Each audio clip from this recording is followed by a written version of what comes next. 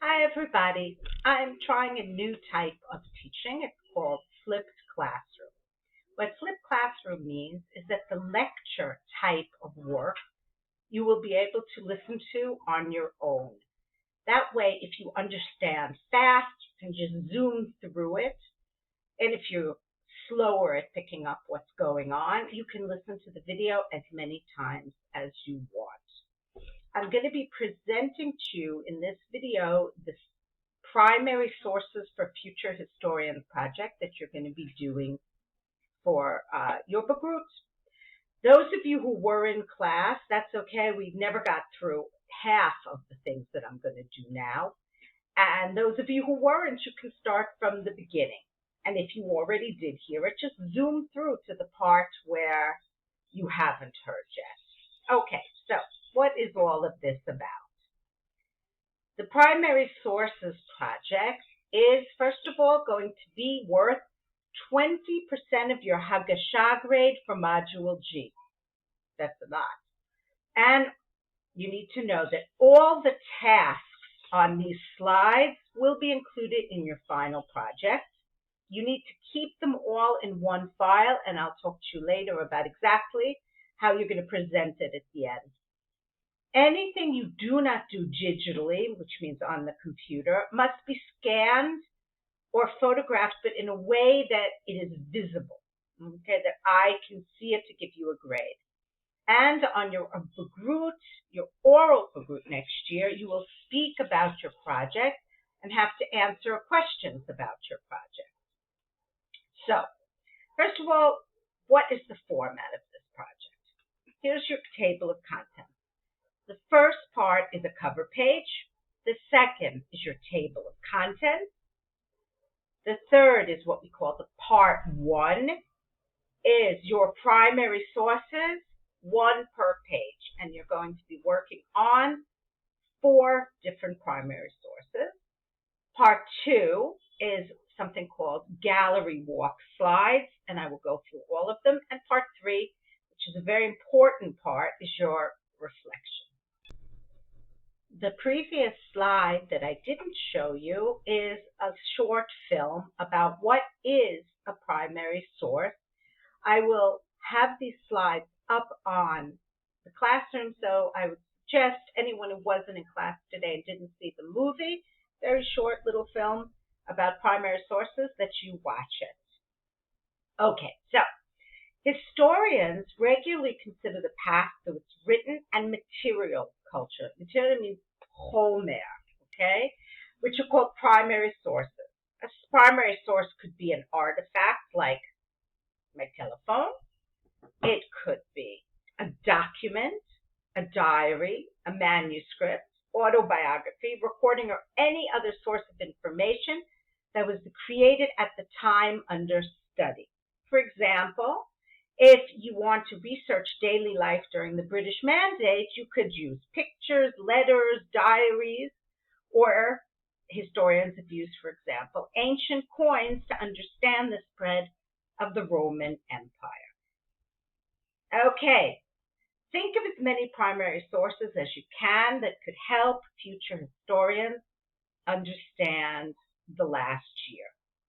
And consider the question, what seems normal now that would have seemed strange 2 years ago?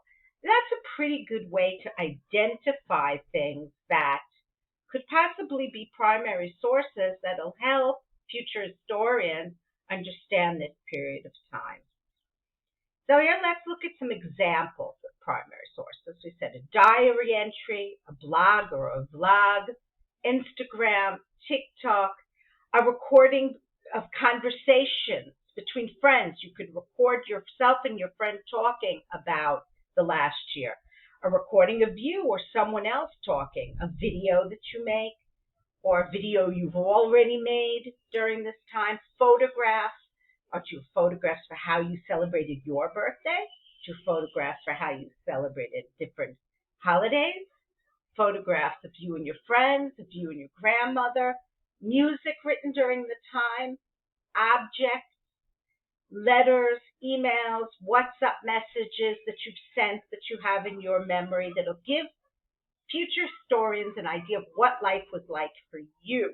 This is not a project about everyone. You're going to be doing a project about you and what life was like for you over the last year. So, we are living through a very significant time in history. It's the kind of time in history that really someday people are going to learn about. So, you will create and curate. Curate is what a person does in a museum. Lasso.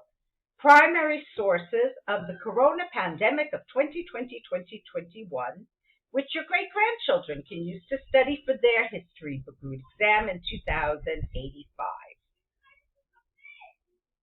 In the future, our lives and culture will be reconstructed in a similar fashion to how we today reconstruct the past. Imagine what a student 100 or 200 years from now might infer when examining our contemporary primary sources in order to understand the corona pandemic of 2020-2021. So this is a project about you. You're living through a unique time in history, so you're going to make your project personal. And here are some guiding questions for you to ask yourself when you are working on your project.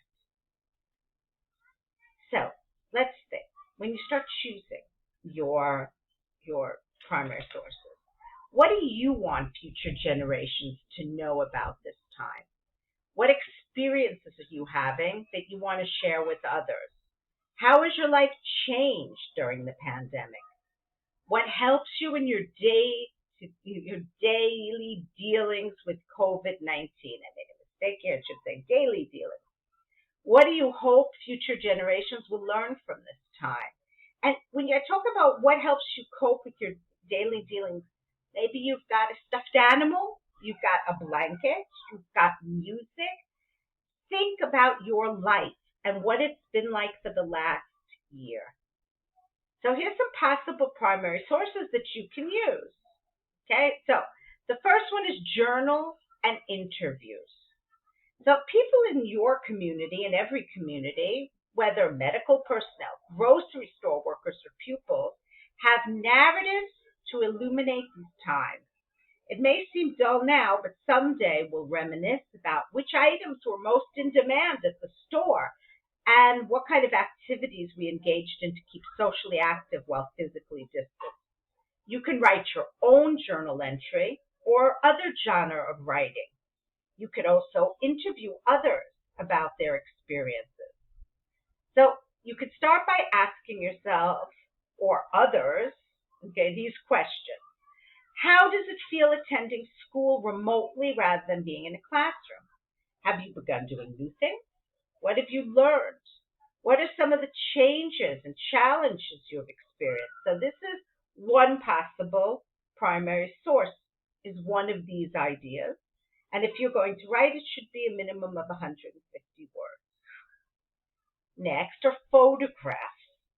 A number of communities and worldwide photography projects, I see now how many mistakes I made here, have emerged from the pandemic. A Facebook group called View My Window shares scenes from the windows of people staying home around the world. Images reveal that once crowded streets and beaches are now empty, and in cases wildlife are lounging in people's yards, or an ibex walking around the streets of Eilat. I think we've all seen these kinds of videos and films. Then we've got the Front Steps Project, which is local photographers are capturing images of neighbors that are posing in front of their homes at a safe distance, of course. And families may appear in pajamas, dressed up in formal wear or even in a costume. So you can find that also on the internet. And so you can start by looking at the pictures you and your family have taken over the year. Anything that shows what life has been like over the past year. So for each photo that you use in this type of primary source, please include your description of what you photographed or what someone else photographed. Maybe it was your mother, maybe it was your father, where it was taken, and the date if you remember. So you'll have here, when you go to the slides, 3 archives that you can get inspiration from. There's another idea for primary sources: videos and recordings. Make a video of any kind showing what life is like during Corona. You can also make a sound recording only, where you could interview someone, you could talk with someone, you could speak, or maybe you already have existing videos from the past year. Maybe you already made one. Consider using one of these. Maybe you have it up on your Instagram. If the recordings are not self-explanatory, where you don't actually talk about what it is that we're seeing, then just write an explanation. Objects. Consider which objects from the present might help illustrate this chapter in history. Museum professionals call this material culture. Think about the exhibits of objects you have seen in museums. What would you put in a future exhibit about 2020, 2021? Start looking around your school, your home, your workplace. Are there things there that demonstrate what the last year has been like? Are there any objects you have used a lot more this year than you have in the past? Is there any kind of clothing you're wearing more than ever? Take a picture of the object and explain why you have chosen this particular object, and write at least 100 words.